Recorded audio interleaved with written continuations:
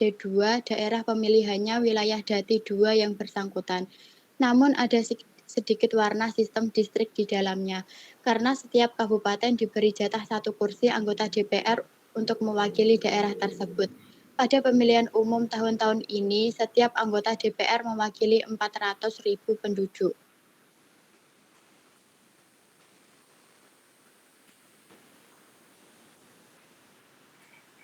C. Sistem pemilihan umum pada tahun 2004.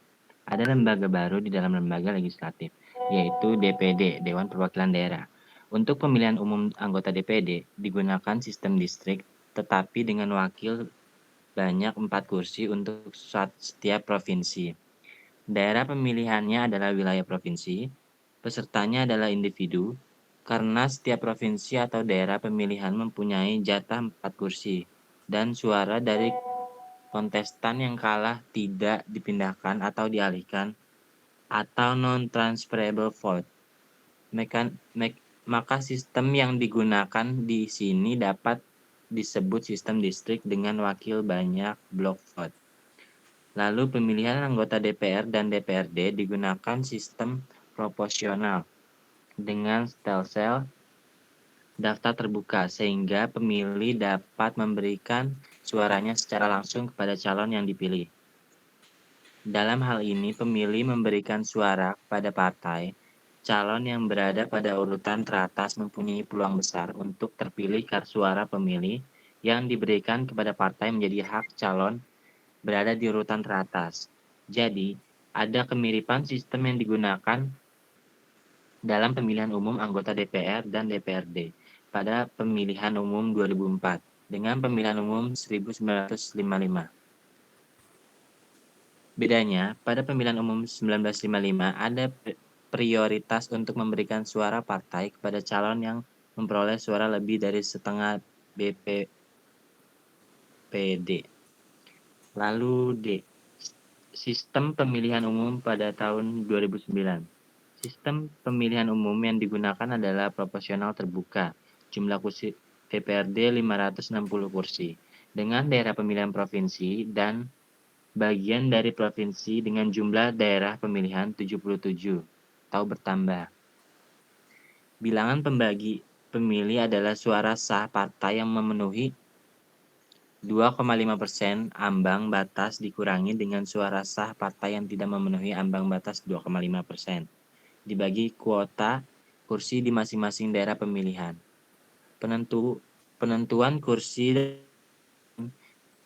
3 tahap penentuan kursi partai. Tahap pertama, sesuai bilangan pembagi pemilih BPP. Jika masih ada sisa dilanjutkan pada tahap kedua, 50% BPP. Dan bila tidak ada yang memenuhi sisa suara, penentuan sisa kursi tahap 3. Pembandingan jumlah kursi Jawa dan luar Jawa dilakukan dengan adanya pengaturan proporsionalitas oleh Pansus DPR dengan ketentuan 55% atau 306 kursi di Jawa dan 45% atau 254 kursi di luar Jawa.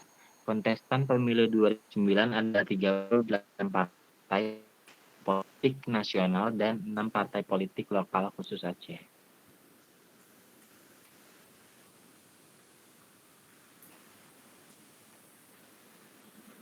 Selanjutnya, sistem pemilihan umum tahun 2014. Pemilihan umum anggota DPR, DPD, dan DPRD tahun 2014 telah berlangsung pada 9 April 2014.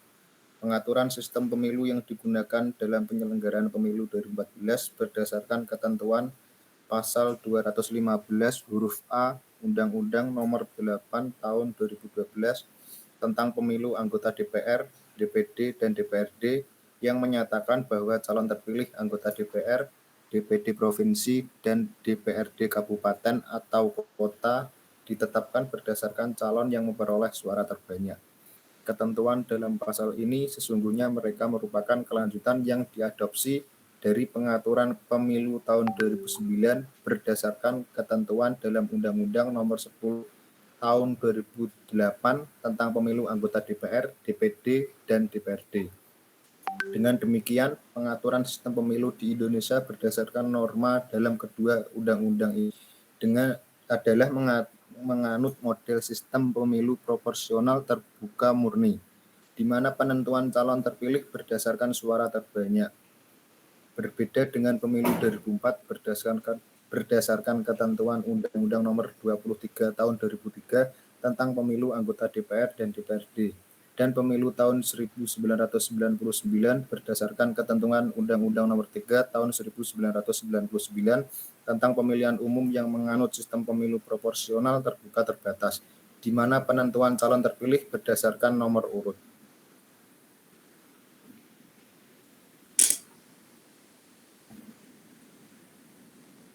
Cukup sekian presentasi dari kelompok kami. Mungkin dari teman-teman ada yang ingin ditanyakan, silakan.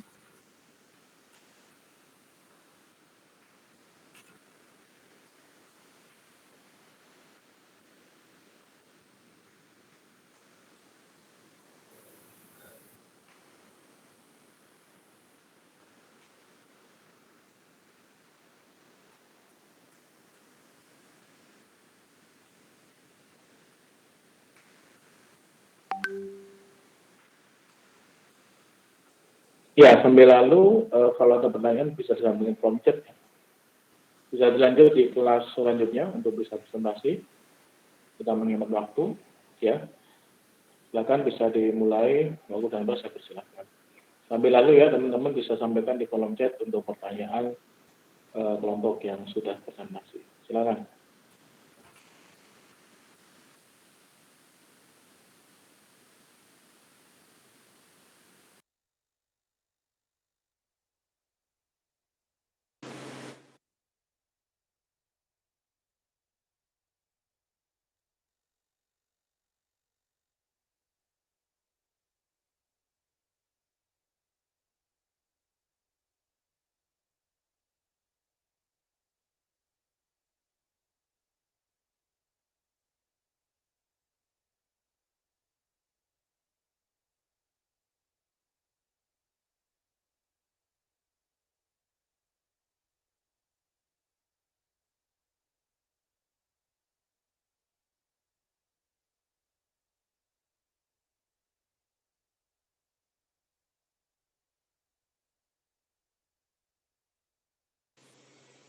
Baik teman-teman, sebelumnya Assalamualaikum warahmatullahi wabarakatuh.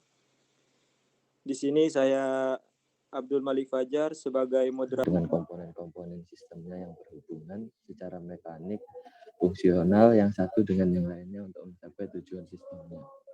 Sementara hukum dimaknai sebagai perangkat kaidah dalam peraturan yang mengatur perilaku manusia dalam kehidupan yang bersifat memaksa dan mengikat.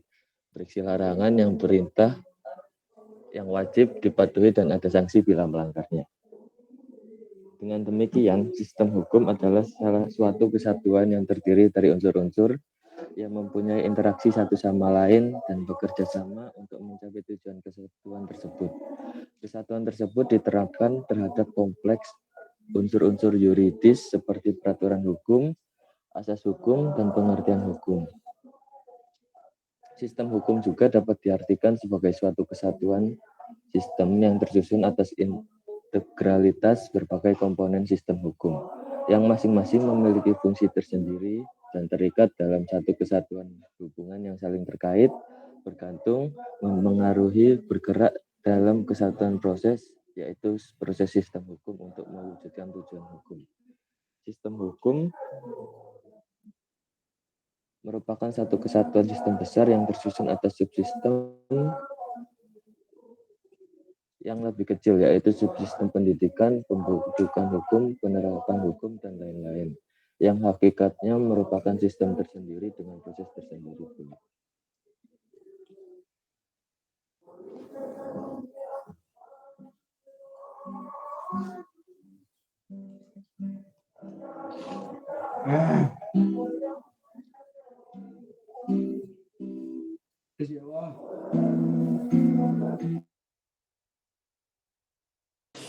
Baik, selanjutnya mungkin bisa dilanjutkan dengan Mbak Aldira.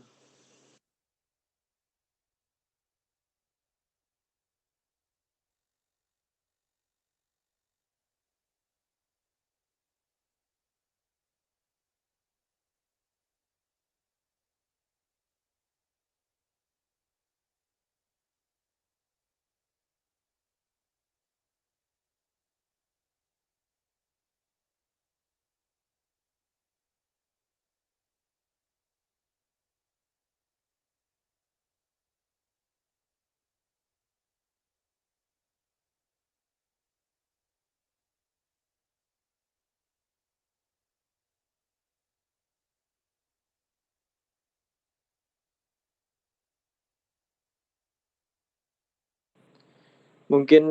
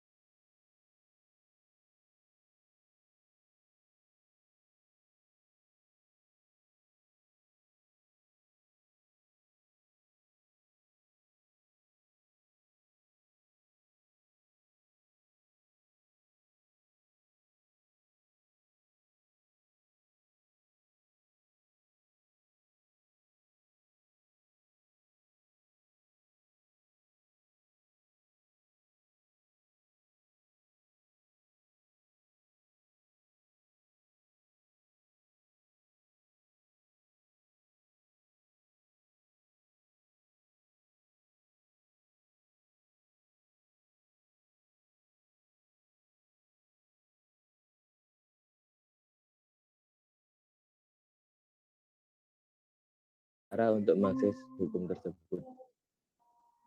3. Due process of law bermakna bahwa setiap orang yang diperhadapkan dengan proses pengadilan dijamin hak sebagai manusia. Lalu ada komponen sistem hukum. 1. Masyarakat hukum, yang berarti himpunan kesatuan-kesatuan hukum, baik individu maupun kelompok, sekaligus tempat hukum itu diterapkan. Budaya hukum, pemikiran-pemikiran manusia dalam usahanya mengatur kehidupannya. 3. Filsafat hukum, formulasi nilai tentang cara mengatur kehidupan manusia. 4. Ilmu hukum, media komunikasi antara teori dan praktek hukum sekaligus media pengembangan teori, desain, dan konsep hukum. Lalu ada konsep hukum, formulasi kebijaksanaan hukum yang ditetapkan oleh suatu masyarakat hukum. Apabila memenuhi ciri-ciri. Yang pertama, hukum secara keseluruhan bersumber dari Pancasila. Yang kedua, harus berkedaulatan pada rakyat. Dan ketiga, sistem pemerintahan yang berdasar pada konstitusi. Yang keempat, setiap orang dijamin memiliki persamaan di depan hukum. Yang kelima, ada lembaga hukum negara yang tidak dapat diintervensi dalam pelaksanaan tugasnya. Dan terakhir, ada Majelis Permusyawaratan Rakyat. baik, mungkin presentasi dari kelompok kami cukup sekian. Kurang lebihnya mohon maaf. Assalamualaikum warahmatullahi wabarakatuh. Untuk teman-teman yang mau bertanya, silahkan bertanya.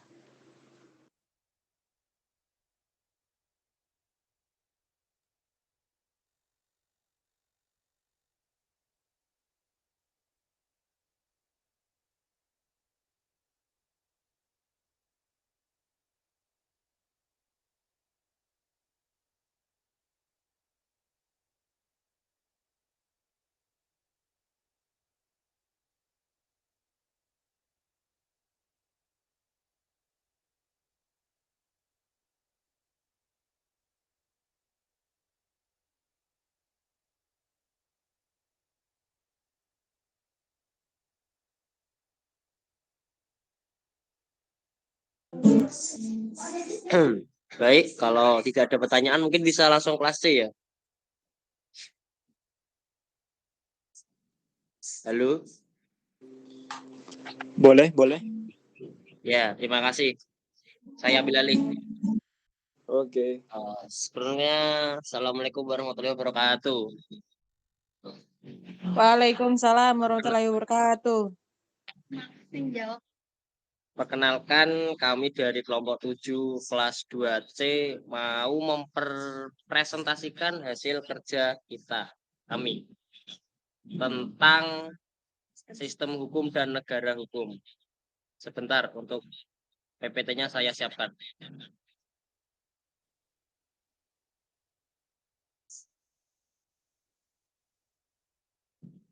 Apakah sudah terlihat di layar? Belum. Bentar, masih nge-lag. Oh iya, oke, ini kan?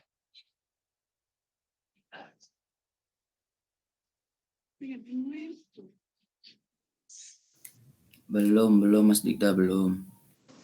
Ya, bentar ya. Tidak setan ya, Mas. Ini.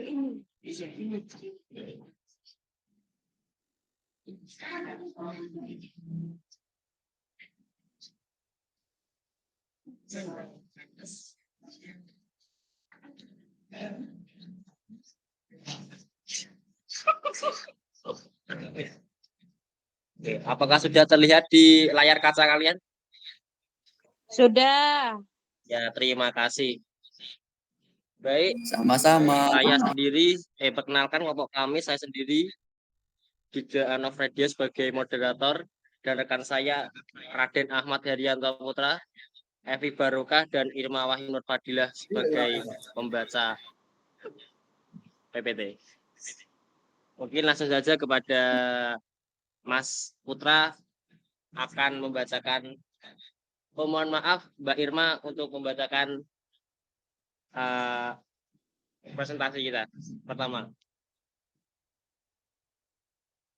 Sistem hukum. Sistem hukum adalah suatu kesatuan yang terdiri dari anasir-anasir yang mempunyai interrelasi dan bekerja sama untuk mencapai tujuan kesatuan tersebut. Sebagai negara hukum, Indonesia menganut 3 sistem hukum sekaligus yang hidup dan berkembang di masyarakat, yakni sistem hukum sipil, sistem hukum adat, dan sistem hukum Islam. Selanjutnya yaitu sistem hukum terbagi menjadi 2. Yang pertama, civil law system adalah bentuk-bentuk sumber hukum dalam arti formal dalam sistem hukum civil law berupa peraturan perundang-undangan, kebiasaan-kebiasaan, dan jurisprudensi. Yang kedua itu common law sistem hukum Anglo-Saxon merupakan suatu sistem hukum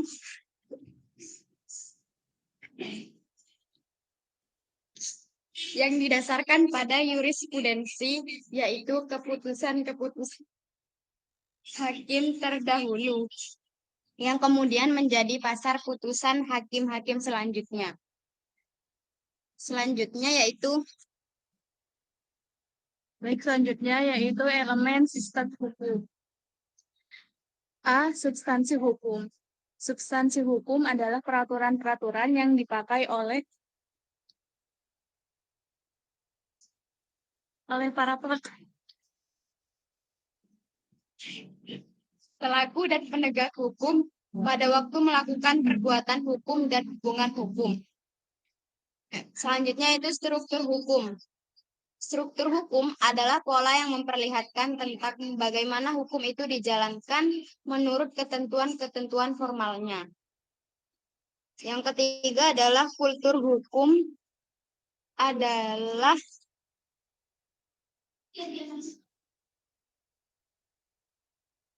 tuntutan atau permintaan dari rakyat atau pemakai jasa hukum. Selanjutnya negara hukum. Negara hukum berarti memiliki makna dengan yang menganut asas hukum dan memiliki kedaulatannya. Konsep negara hukum di Indonesia telah ditetapkan sejak Indonesia mempromokasikan dirinya dalam penjelasan umum Undang-Undang Dasar 1945 Butir 1 tentang sistem pemerintahan. Dinyatakan bahwa Indonesia adalah negara yang berdasarkan asas hukum dan bukan berdasarkan atas kekuasaan belaka.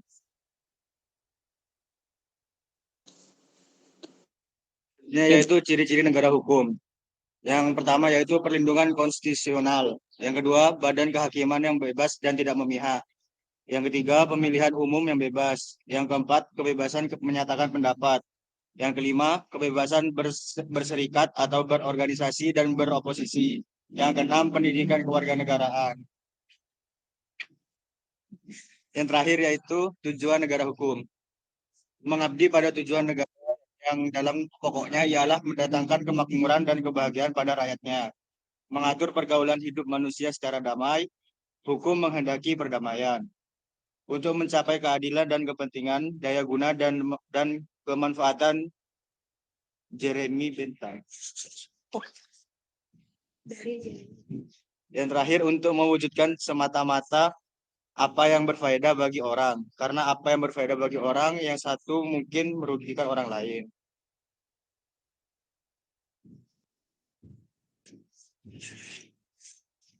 Baik, mungkin itu saja dari kelompok kami.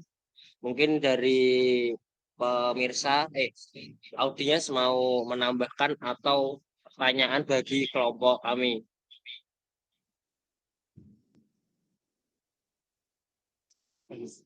Ya, kalau tidak ada mungkin cuma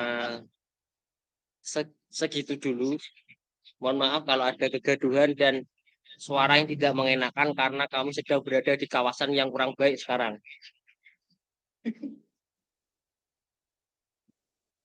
Terima kasih. Wassalamualaikum warahmatullahi wabarakatuh. Waalaikumsalam warahmatullahi wabarakatuh. Berarti ini Gus gak mak?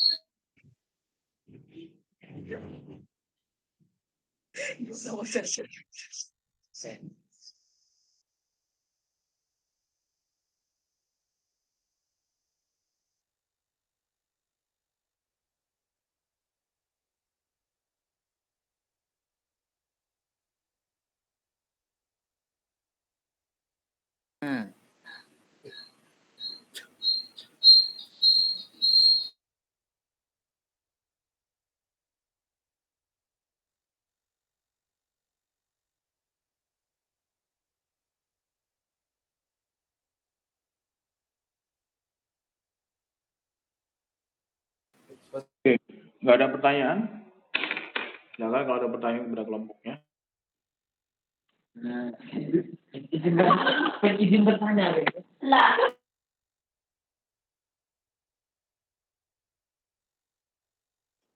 Silakan kalau ada pertanyaan ke kelompok yang presentasi, silakan.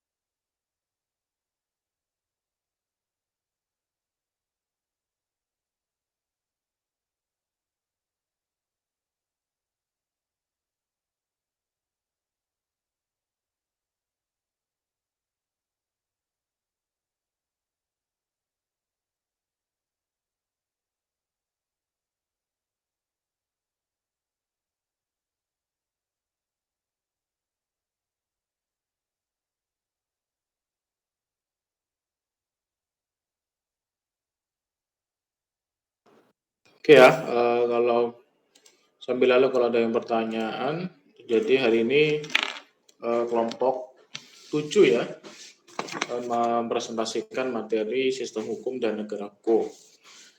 Yang pertama, sistem hukum. Sistem hukum adalah suatu sistem di mana di suatu negara menganut ide dan gagasan kedaulatan hukum. Apa sih kedaulatan hukum atau rule of law?